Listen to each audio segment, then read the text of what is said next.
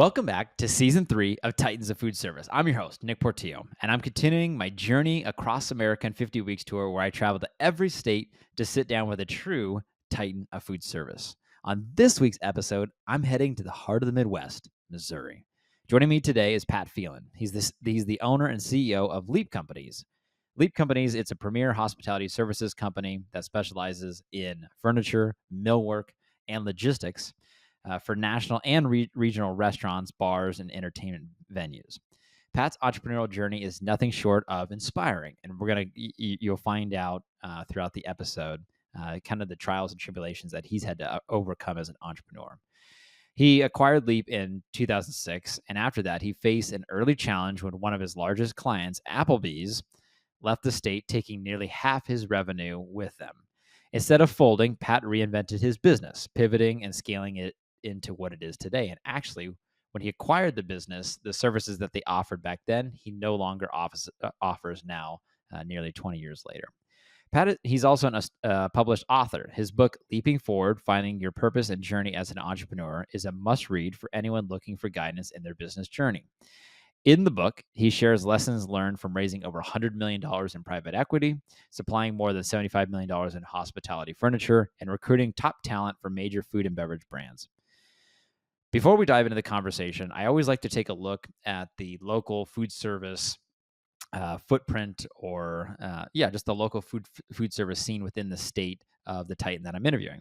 For Missouri, they have over 11,000 eating and drinking establishments, and its industry generates more than $20 billion annually. So that's food service generates over $20 billion annually and employs 300,000 people across the state. The state is also known for its legendary Kansas City barbecue and St. Louis style pizza.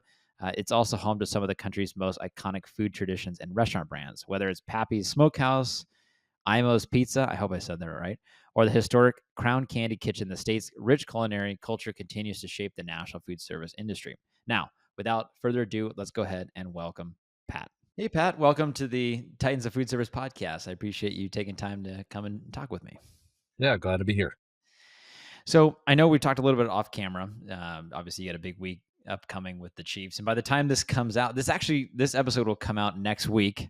So uh, it will be a good timing, especially if the Chiefs win the Super Bowl. And I know there's a lot of excitement. I actually have a good friend that just flew out today. He works in sports, and he'll be there in New Orleans for the Super Bowl all week, which is pretty Awesome. cool. Well, hopefully we'll be at the Super Bowl parade when this comes out. How about that? Yeah. Have Yeah. you ever did you go to one of the past Super Bowl parades? I haven't. I went to the Royals parade back in 2015 when we won the World Series, and that was pretty epic. There was over 300, 400,000 people down in downtown Kansas City. And I said, never do one again because it was a complete and utter, I guess I can cuss on this shit show. Yeah. I wouldn't do that again. So I just watched it on TV. And actually, the first Chiefs parade was literally probably a week before COVID came out. And Mm. I'm pretty sure I had COVID. I'd actually been out in LA the week prior to a trade show and came back. And literally the day after the Super Bowl, I'm like, I don't feel good. And it was all the symptoms and I went to the doctor and said, we have no idea what this is. You're testing negative for flu, blah, blah, blah. And I remember sitting in bed watching the parade, sick as a dog. Oh my gosh. Yeah. Wow. I remember the Royals parade. I wasn't there, but I remember there was a clip. I can't remember who the player was, but he was saying, like, we don't have the MVP on this team, or we don't have the Cy Young Award winner. Like, it didn't matter. Like, we were still, it was like an epic speech. I'm not doing it any justice. I know Um, exactly what speech you're talking about, and I can't think of the name. It was John something. He yeah. was just a utility player. He didn't like we added him maybe a couple months before the end of the season. Now it's gonna bug me. I can't think of his name. Maybe I'll remember by the end of this podcast. Yep. And I've gotten to meet George Brett as well as a kid. I went out to Oh spring wow. training to the Royals stadium there in Surprise, Arizona, when I know them and the Rangers, or at least at the time, shared a stadium together, and I got to meet George Brett and get his autograph, which was pretty cool. Very cool. Yeah, Yeah, he still lives here in Kansas City. A big ambassador still for the Royals. amazing. Yeah. So tell me, how'd you get into the food business? Opening question, right? Okay, Yep. I'll give you a short and long answer, if you will. So, I actually bought my way into it. So I had worked in corporate America. You graduate from college, you have your sights set to join a company and climb the corporate ladder, blah blah blah. Did all that. In the meantime, I went back and got my MBA at the same time while I was working, and I was never satisfied with working for somebody else. And I'd just sit in these offices and go, what value am I providing this place? And I just didn't like being just a cog in the wheel, that I wanted more impact and add more value, but I didn't know what the heck I wanted to do. So I actually started studying businesses through a business broker. He'd send me deals. This business is for sale. This one is, and I would study those at night. Actually, after my wife would go to bed. This is before we had kids, and then we started having kids. But while probably about a couple years of just studying financials and looking for opportunities, trying to have something that fit me personally. The business model itself wouldn't be such a risk that would really set us back if it didn't work, but something that had some positive cash flow that I could build. So I stumbled upon this company. It was called Fast Food Equipment Systems in Lenexa, Kansas. And they sold and distributed various pieces of food equipment, mainly ice machines and margarita machines and ice cream machines. Hmm. And then they were also a sales rep organization for other kind of larger food manufacturer, equipment manufacturers in like a four-state territory. And it was a small little company. It was like $1.5 million. Like, Yep. great. We settle on the deal, ready to buy it. I got cold feet. And I said, what am I doing to myself? I had a really nice, cushy office doing what I'm doing. And by that point, we had a couple girls, smaller, I called them babies at the time, and my wife just kind of said, "You better do this now, or else you're never going to do it." And I was, how old was I back? I was 34, I think. I'm 52, going to be 53. So yes, 34 years old, and decided just to say, screw it. I'm going to buy this company and figure it out. I had no experience in the restaurant food service industry and didn't have any understanding about the relationships, the impact, distribution channels, but just kind of jumped in. Did that, bought it, and lucky me, that was back in 2006. Fast forward within about a year, the financial crisis happens. Applebee's, who was headquartered in Kansas City at the time, which was a big customer of ours from just a commission standpoint and distribution standpoint, we were doing stuff all across the country with them. They decided to move all their corporate headquarters into purchasing out to California, where you're at, and so they started utilizing a company similar to ours out there. So we lost all that business. So within about 18 months of buying this company and leaving a really nice job, and having two young girls, we went from like a little $1.5 million company to maybe like $600,000 a year. And I had a lot of panic attacks just setting in, going, what the heck? My life has turned around. So my wife, being the person she is, she just kind of looked at me and said, you better figure this out. So what I started doing is keeping the business afloat. What bolt-ons? What else could I do to make money? Quite honestly, we had 5 employees. I laid a few off and just tried to keep the thing going. And made a lot of cold calls, a lot of networking, and I guess you create your own luck is what I tell everybody. So they were building a large entertainment district in downtown Kansas City called the Power and Light District, developed by the Cordish Company out of Baltimore. And I just looked at it and said, there's a lot of restaurants and bars that are going in here. I'm in that industry. I'm just going to make a cold call and see if I can find and add some value through that process. And made a couple cold calls, voicemails. Someone calls me back 2 weeks later and says, thanks for calling. What do you do? And I started telling him. He just interrupted me and went down a path that said, do you get involved in furniture? And I'm like, as a entrepreneur and a guy that needed to make some money, I said, I do. Absolutely do. I can do that. And so he said, well, the big wigs are coming in Kansas City in a couple weeks. If you can, I'd like you to meet them. We're a big developer, but don't have a whole lot of infrastructure. We need help with this. I don't know if you know, but we own all the bars and restaurants that go in this footprint that we're building. And I had no clue. So I then rush at the time, Kinko's, I got on Microsoft Publisher and created a brochure that looked like I knew what I was doing. It showed up at the meeting. and gave a little presentation, and then I followed up a couple days later, and they said, "Yeah, they loved you. They just thought you were way too polished. They're looking for someone a little bit smaller they can kick around." And like, I can be kicked around.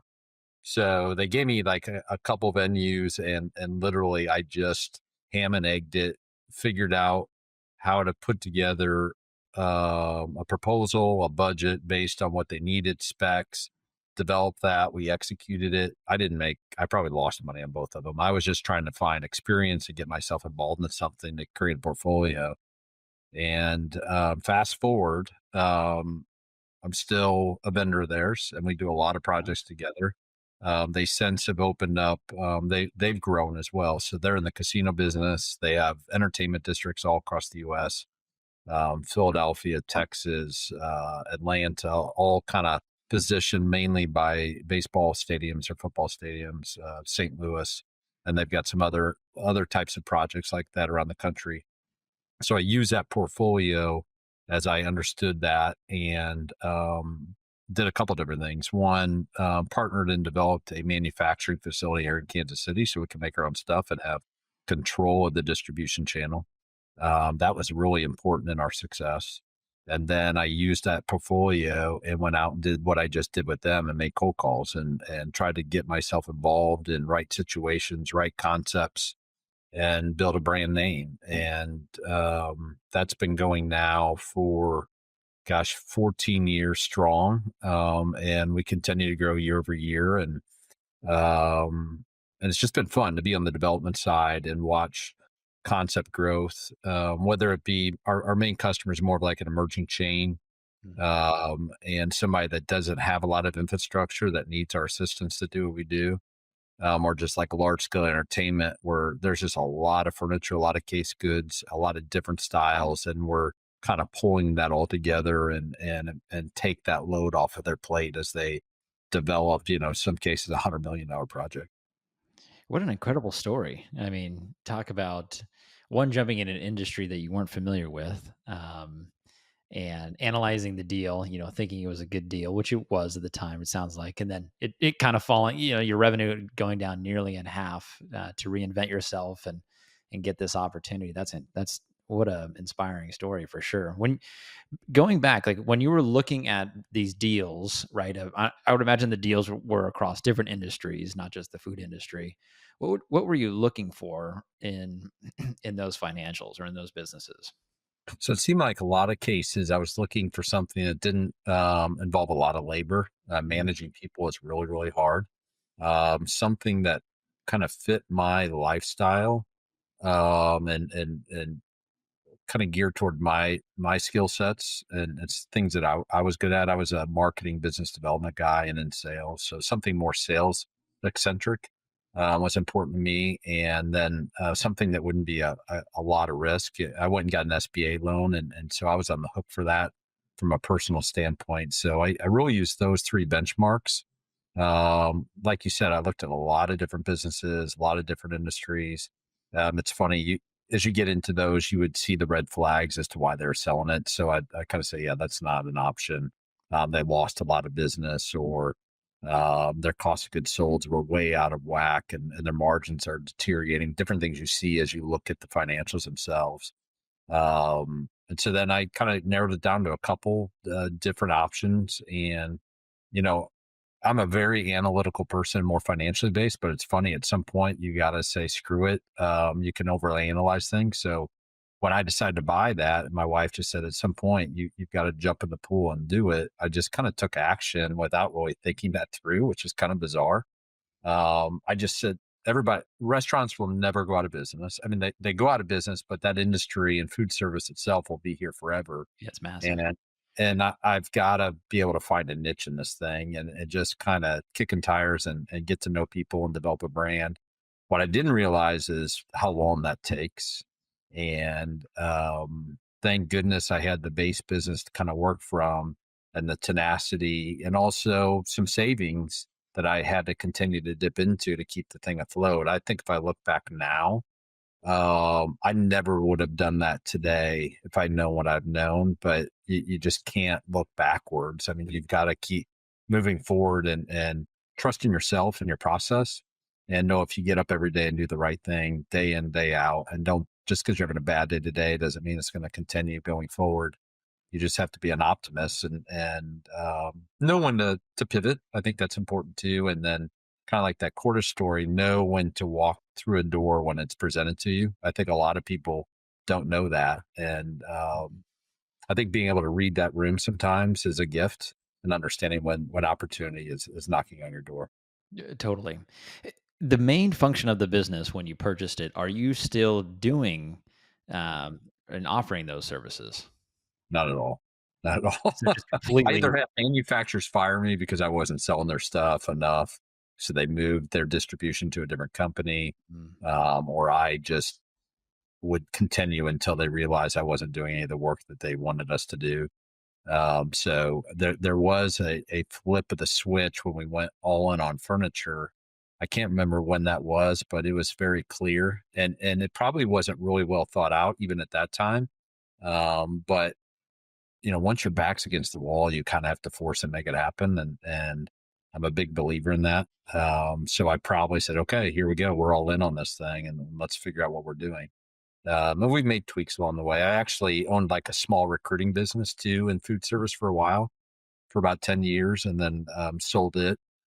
So I've dabbled on different things throughout the last 18 years. Actually owned some restaurants, as I kind of figured out again what fit my lifestyle and what got me excited and engaged, and it just settled that we love doing the furniture piece, and that's kind of been our better bread and butter ever since we made the switch.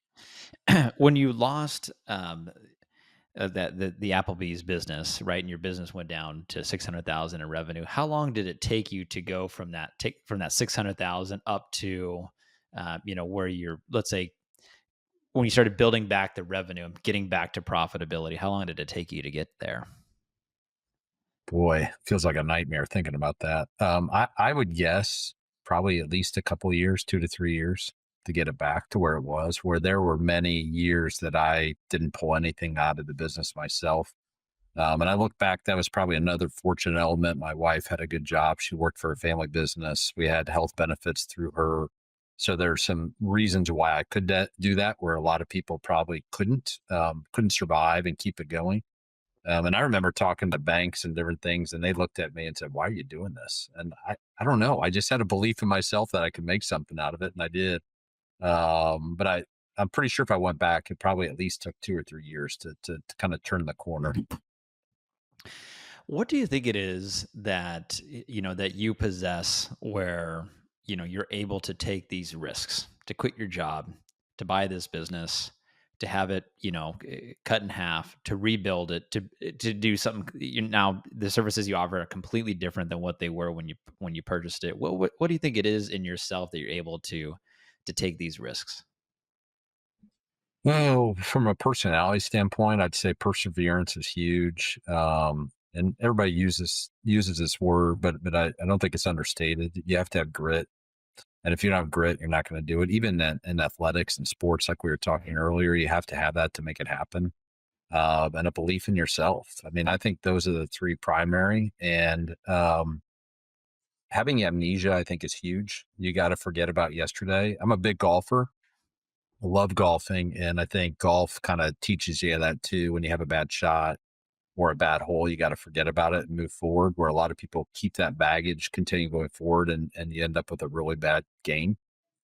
So you got to think about tomorrow and not yesterday a lot. Yeah, in my own, my dad and I, we own a food service brokerage. So we actually represent manufacturers and sell their products to restaurants in California, Nevada, and Hawaii. Those are our states. Okay. And, in our entrepreneurial journey, we've been doing it together now for 10 years. And, I was listening to this thing recently, and this guy was talking about being an entrepreneur, and, it takes like a certain personality type to like see an opportunity. There a lot of people see opportunities, but like to jump in and like take that risk and just say, I could do that and do it long enough and hang on long enough for it to be successful, which sounds kind of like what you're describing here. Yeah, I think I've always said to a lot of people, if I had to speak in a room of entrepreneurs, I think a lot of people give up way too soon. It does take way longer than you expect. Hmm. You need to know when to abort, but if you kind of believe in the business model, you believe in yourself, and I always felt like I was one deal away from this thing really working. And that kind of kept me going to the little cheese. And, a lot of times I thought I had that big deal and that big deal went away. And then I ended up with a different deal that I was like, well, I'm glad I didn't get that big deal because this one was better. So it just, you see that happen and you have bigger belief in yourself as you go forward. Yeah, absolutely.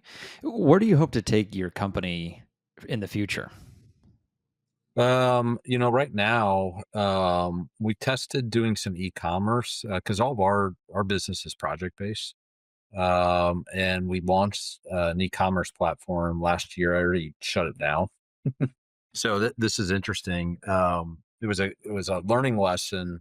One, I didn't realize how much it costs to develop an e-commerce platform. I was very understated, thinking I can go and I do this, but it's not relationship based, and our business is really based on relationships. And It's really then becomes price based, and we don't really compete with price. It's more about service and value. And so, within about 10 months of me realizing that, it just confirmed our business model works, and so I boarded that. Now, I think going forward, other than just some organic growth on our side, we may look at becoming a bigger partner with our key manufacturers, maybe an acquisition. That's probably out there if it's the right fit. And then, right now we're just scouring and trying to find the right fit for us to help grow. Not every customer, even though they may be doing a lot of volume, is a good fit for us, or vice versa. So we're in growth mode and continuing having those conversations today. We have over the last 2 or 3 years. We had our biggest year last year, and now it's like trying to replace some of that business gets harder and harder and harder, and get involved in it. But um, I could see us growing with acquisition or just through organic growth. I think that's where we're at currently. Your current business model, is it recurring revenue or is it project based? It's all project based. All Okay. project based. Yeah. And you probably, I would imagine you acquire customers or clients through word of mouth is probably the biggest form It of it leads. is. And we're doing in the last 2 years, we've done a lot more proactive marketing, whether it be email, cold calls. You look at different projects going on the news, and then we get proactive and try to get involved in those. That takes a lot of time. It takes probably about 6 to 8 months to develop a new client, depending on their sense of urgency of where they're at in their growth cycle. Um, and it's, yeah, I mean, a lot of it's word of mouth. With our current clients, people tend to be nomadic, so they'll move to a different concept. So we've had growth that way as well. That's been pretty beneficial. And honestly, we don't have a lot of people that leave us. I think that relationship is solid. It's all built on trust. So, I think we're fair in our pricing. We're fair in what the service that we provide, and I think people recognize that. So then that bond happens, and they know that Pat's team over at Leap will execute it. It's going to be on time, on budget, and we're not perfect. We screw up occasionally, and when we do, we own it. It's on us, and we follow through on that. So those are hard attributes to find, and there's a risk to change to a different vendor because you're not guaranteed you're going to get all that. So sometimes it's better to devil with dance with the devil that you do know, even though you may have some mistakes along the way, which we have. But overall, we tend to follow through on those mistakes and make sure that the customer is taken care of. Ultimately, the restaurant, if it's a new store opening, the restaurant has not opened because of us. That's a huge value that we have in our company. That we've been on budget, and sometimes we have cost overruns on our side. We do not pass that on the project. We eat that and learn from it.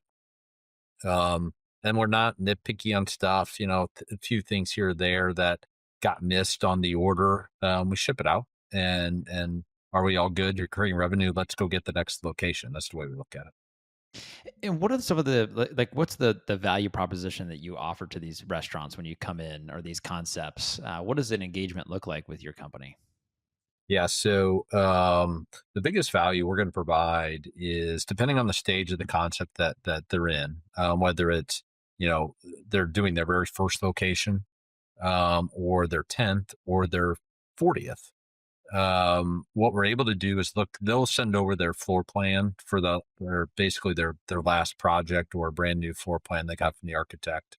We'll go through that, provide advice on customer flow based on what we've seen with furniture. We'll look at the specification. And in some cases, they don't have specifications. So we will do some of that specification work for them. Um, and that's skin in the game on our side. What we've done in the past is done a small engagement letter, a fee for some of that work, because it is time consuming. Mhm. But we'll rebate that back to the first order. So they're really not out anything. It gets us entrenched with the customer and gets a relationship going. And then we'll do a full budget development for them. In a lot of cases, they'll they'll look at it and go, "Oh my gosh, this is a little bit more than I expected." Or we'll just do a prelim budget base. We won't even have specs. We'll just go in and just put, well, an average, a table, wood table is going to cost this, depending on the type of species. A bar stool is going to be this. We'll go through and do these prelims, and we'll do those at no cost because we know it. And I want them to get a gut feel. Is this fit within your overall budget? Some are like, yeah, this is dead end where we need to be. This is high, low, whatever it is. And then we pare it back because you can use anything. It's a good, better, best scenario. Just depends what type of style design. And what we've also found is a lot of the designers will specify items that don't work in operations. They're not going to hold up. They're not durable enough in a commercial setting. They're not available at the time frame that they need it. So they don't realize that a lot. So we're able to provide a lot of that expertise, narrow it down to durable, quality furniture that they know it's going to last and that they're going to get in time that meets their budget. So we kind of have all those configurations. It's a big value engineering where we go through the value engineer process. And then we'll make adjustments on the floor plan. We can do that internally. We don't have to send it to an architect. It has nothing to do with mechanical plumbing. It's just a layout. So we'll do that at no cost. So we're providing all these upfront services to give them a peace of mind. And then what we're doing, whether we're manufacturing it or we're sourcing it, we do both. We bring it all into our facility or to a central warehouse and make sure everything is there right before they need it. And we show up with one truck typically and bring it all in at once, versus having it piecemeal to them. They're trying to figure out if they got a piece or they didn't. If something broke, now what do I do? They come to us and we facilitate all that, from a warranty perspective or broken parts and things like that.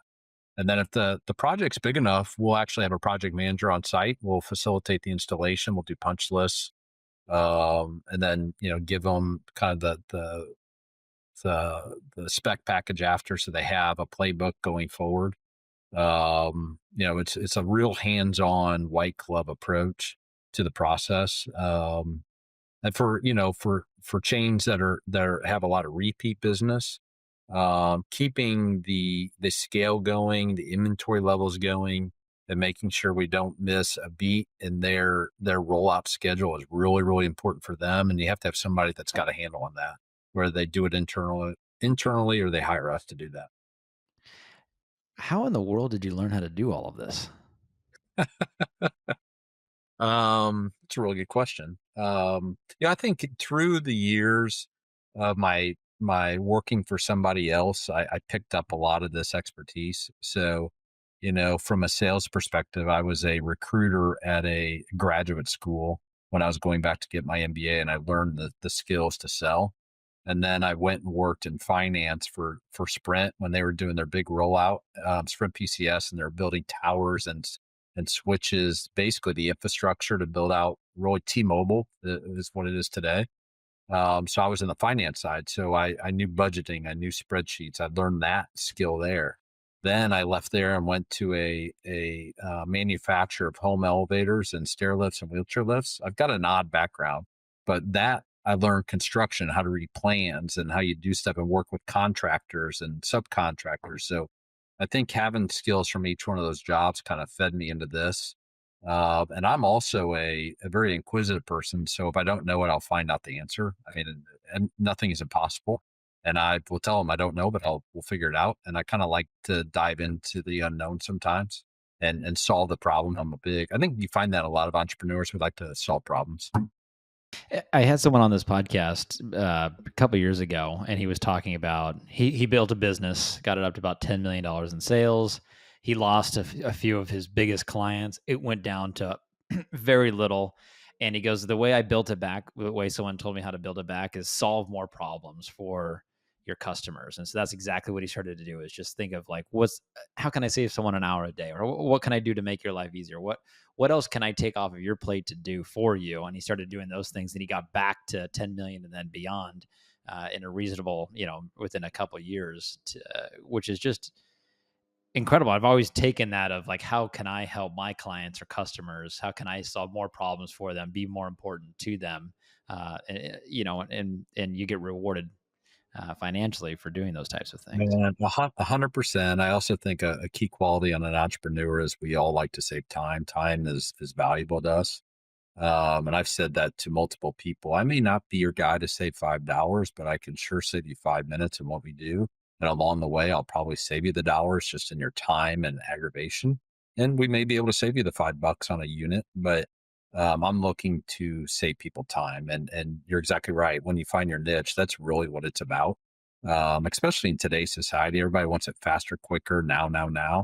And outsourcing sometime is the way to get there. And then if you have somebody you can trust to do that, now they can focus. I always say on more important things. I mean, this not that what we don't do is important, but they can work on big picture strategic things, especially when you're working at the C-level side versus, we're administrative function for them to facilitate it, but also you're taking 18 years of expertise in this industry. We know what works, what doesn't, and we've seen it all.